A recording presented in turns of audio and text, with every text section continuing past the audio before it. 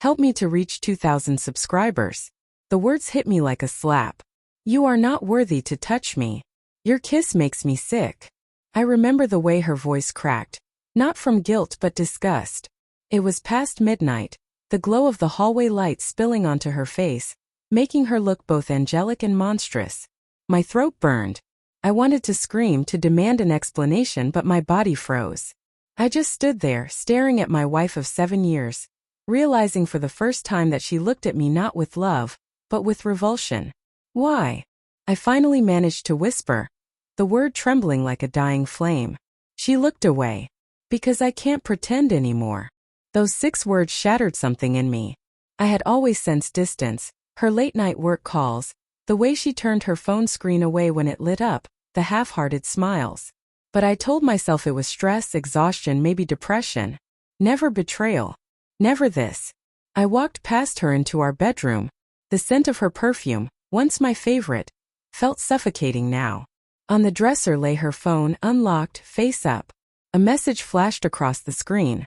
Ethan. Can't stop thinking about last night. She won't know, right? The room spun. My lungs tightened. For a second I couldn't breathe. I wanted to believe it was a misunderstanding, a prank, anything. But then her face appeared in the doorway, pale, wide-eyed, like she knew what I'd just seen. Who is Ethan? I asked. My voice was calm. Too calm. She hesitated. Her silence was an answer sharper than any confession. Something inside me broke cleanly, like glass under pressure.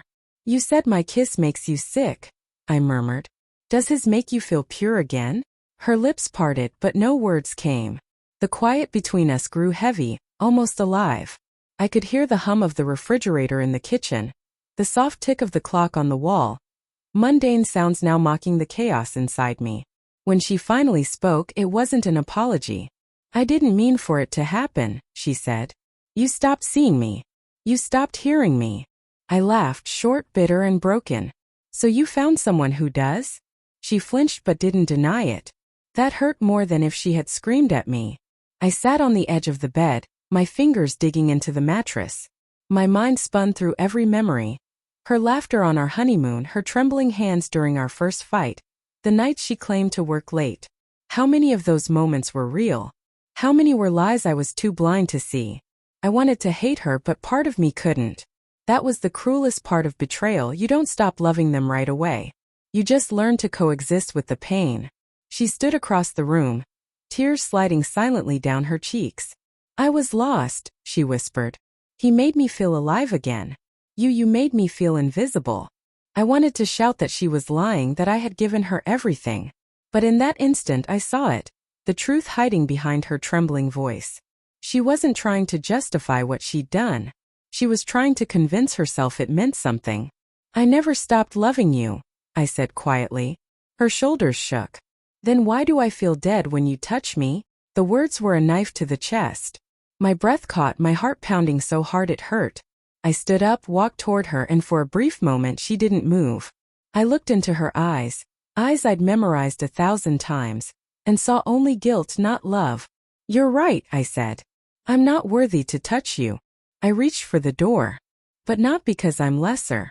Because you're already touched by someone else. Her sob followed me as I left, but I didn't look back. I spent the night in my car, the engine off, wrapped in a silence that felt heavier than any sound. The city outside buzzed with life, mocking my stillness.